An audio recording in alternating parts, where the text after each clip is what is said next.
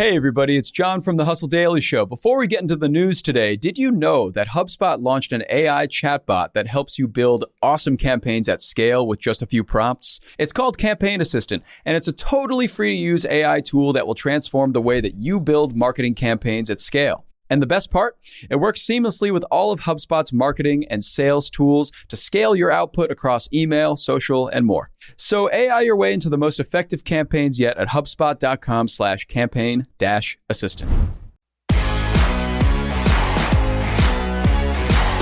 Howdy, folks. It is Monday, August 15th. I'm Jacob Cohen, coming strong off a lovely weekend here in Boston. It was finally a little cooler than the surface of the sun, so that was nice. I'm here with Rob Litterst, by the way, and you're listening to The Hustle Daily Show. Today, Rob's going to be coming on later to discuss the Pew Research Center's new study on teenage internet use, and we're going to dive into the implications of the findings. What's changing about how teens spend their time online and the effect it's having on their lives. But before we get to that, let's take a quick look at what else is going on in the business and tech world. Let's get crack-a-lacking. All right, first things first. The IRS, everyone's favorite group of people. They've been in the news a bunch recently, which is typically not a great thing, but basically as a part of the massive climate and healthcare bill that was passed by the House on Friday, the tax collection agency is set to receive $80 billion over the next decade, which will mostly be used for continued hiring, improved customer service, and increased auditing of wealthy folks who underreport their income. Currently, 9 out of 10 taxpayer phone calls made to the IRS go unanswered. So less than ideal in the customer service department. So this should help. And upwards of $400 billion additional dollars should be collected over the next 10 years under this plan. The agency has shrunk by 30% since 2010. And as a result, the IRS is focused on simpler audits involving lower-income folks, but even though they account for a tiny share of unpaid taxes. Now, a lot of politicians came out saying, watch out, folks, the IRS is hiring thousands of agents to come after you. Even memes even went around about a job posting at the IRS that required you to be willing to use a gun and deadly force if necessary.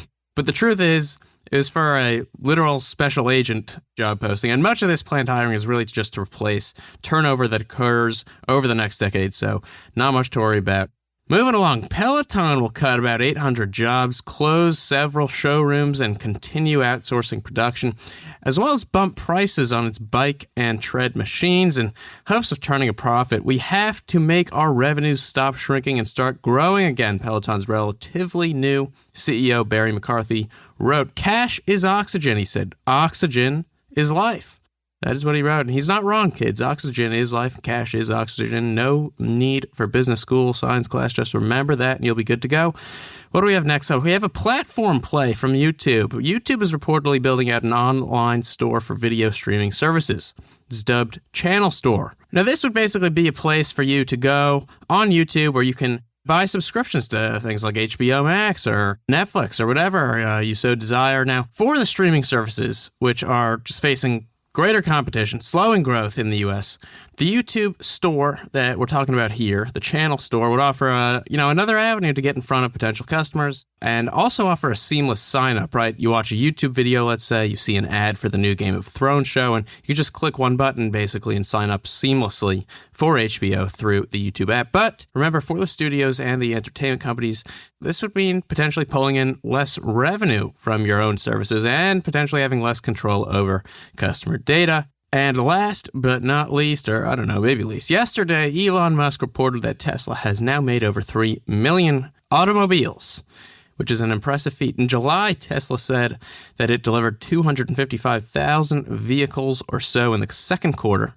a 26.5% rise year over year. Tesla's Model Y is also apparently on track to be the world's best-selling car by revenue this year, and by volume next year, the current bestseller is the Toyota Corolla, which clocks in at about a little over 1 million vehicles a year, 1.15 million vehicles sold a year. Toyota also, by the way, delivered over 10 million vehicles in 2021 alone, so no small operation over there.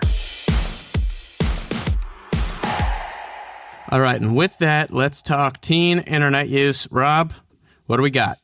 All right. So the first thing that's been on my radar is this study that came back from the Pew Research Center around teen usage of the internet and their smartphones. So it's basically this kind of roundup of data that the Pew Research Center did to kind of learn more about like teens and social media and how they're using technology in 2022. Yeah. They ran one of these same studies back, I think it spanned 2014 to 2015. Okay. And so this is the first time that they've done it in a little while. And some of the results are fascinating. What are we looking at? So from a really high level, one of the more interesting things is just smartphone usage among teens. And they're considering teens ages 13 to 17. So nearly all teens in 2022 have a smartphone. So it was 73% in 2014, 2015.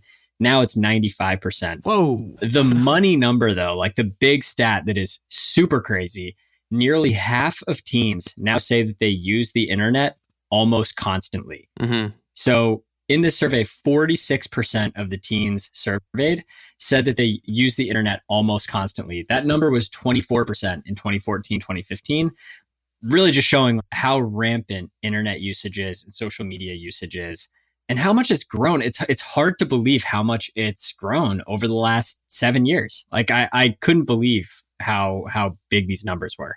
It's kind of like a flywheel because since so many people have phones now, you use phones more as a result. Right. You know, because more people have phones, more people are spending more time on their phones. 100%. And it's like young users have gotten so sophisticated in their usage and so good at using these platforms. And yes, it's like, if you look at, it's actually kind of funny. I know you have some awesome stats on TikTok, but looking at this, so the Pew Research Center also like showed what percentage of teens are using different social media platforms. Mm-hmm. TikTok didn't exist in 2014, 2015, so they don't have digits for that.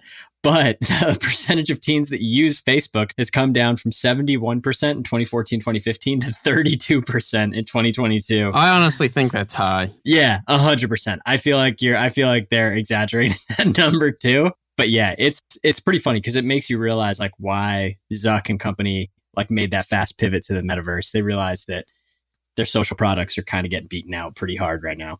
Right. And the challenge for them will be like figuring out how to keep the growth in those apps high enough that they can fund their metaverse ambitions. Right. Because right now they're losing a lot of money on the metaverse products and developments, and they're just funding them with things like Instagram and Facebook. But for the first time this past quarter, Facebook's ad products made less money than they did last year. So they're in a little bit of a pickle here. They are in a pickle. Well, yeah, you have a kid. So how does all this make you feel? Well, it's funny that you ask that. So I saw this poll, and this week I also listened to a somewhat old podcast, the Plain English podcast with Derek Thompson. It's good. Yeah. He was interviewing this guy, Jonathan Haidt, who is NYU professor. He wrote a book called The Coddling of the American Mind. It's all about young people and I think kind of how parenting has changed over the last few generations. Yeah. But they touched a lot on social media, and they talked about how from 2009 to 2021, the share of American high school students who say they feel persistent feelings of sadness or hopelessness rose from 26% to 44%, according to the CDC. Lovely. Yeah, which is scary, obviously. And, you know, a big part of that, I think, is this rise in internet usage and social media usage. And they talked about how teens spend 5 to 7 hours a day on their phones. It seems like that's actually low compared to what we're seeing from this Pew study, which that makes up 40% of their waking hours. But one thing that they talked about that I think is fascinating is it's not encapsulating the time that people are spending kind of planning what they're doing on social media. So if you think about Instagram, it's like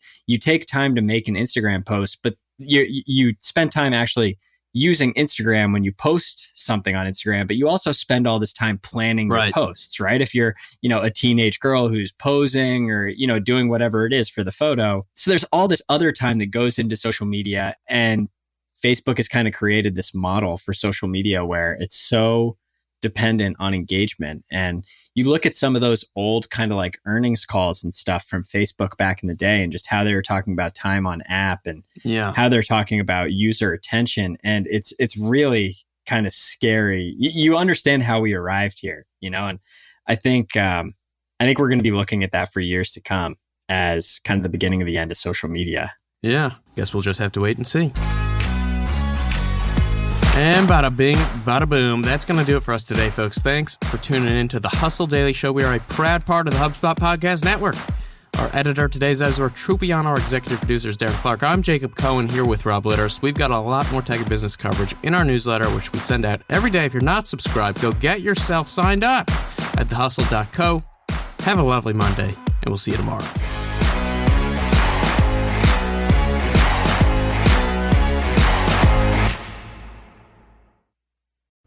Hey guys, if you listen to the Hustle Daily Show on Google Podcasts, we want to let you know that the option will no longer be available pretty soon. Google is sunsetting its podcast app sometime in early 2024 in favor of YouTube Music, and we want to give you a heads up before it's too late, since that time's almost here. The Hustle Daily Show is available everywhere and anywhere that you listen to podcasts, like Apple Podcasts and Spotify. If you're using YouTube Music, we are there as well. If you're an Android fan, there are plenty of apps like Overcast, Pocket Casts, Player FM, and more. So just search for us wherever you decide to listen to your favorite podcasts.